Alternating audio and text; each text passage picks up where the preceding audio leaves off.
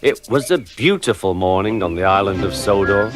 Thomas the Tank Engine's blue paint sparkled in the sunshine as he puffed happily along his branch line with Annie and Clarabelle. He was feeling very pleased with himself.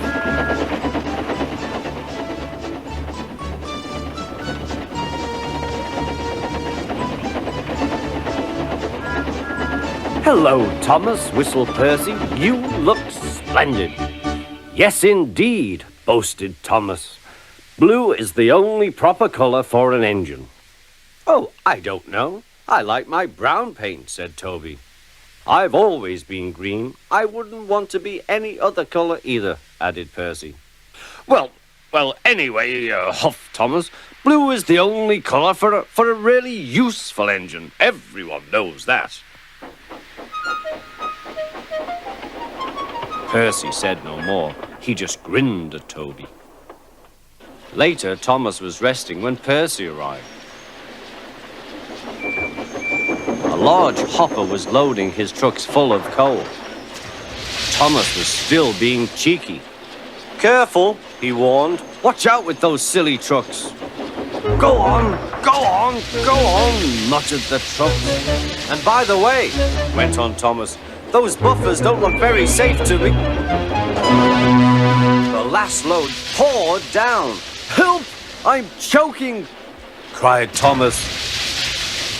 "Get me out!"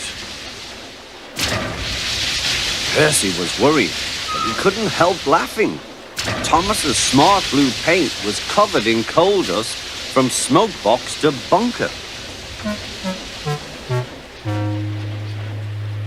"Ha ha," chuckled Percy. "You don't look really useful now, Thomas. You look really disgraceful."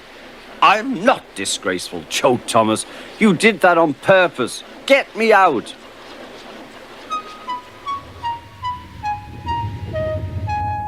It took so long to clean Thomas that he wasn't in time for his next train.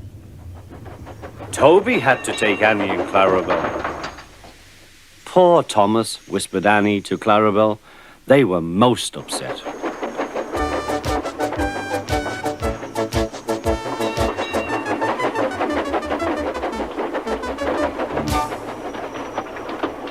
Thomas was grumpy in the shed that night.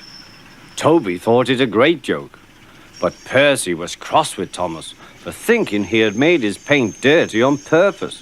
Fancy a really useful blue engine like Thomas becoming a disgrace to the Fat Controller's Railway. Next day, Thomas was feeling more cheerful as he watched Percy bring his trucks from the junction. The trucks were heavy and Percy was tired.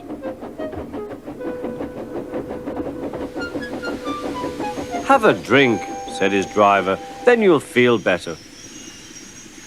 The water column stood at the end of the siding with the unsafe buffers.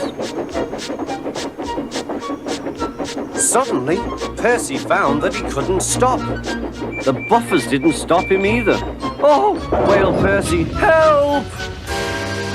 The buffers were broken and Percy was wheel-deep in coal. It was time for Thomas to leave.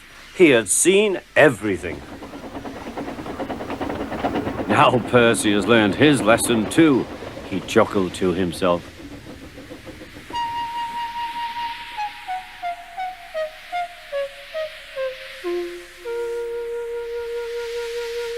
That night, the two engines made up their quarrel.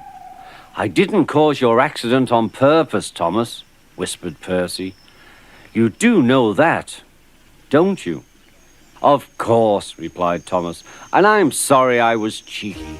Your green paint looks splendid again, too. In future, we'll both be more careful of coal."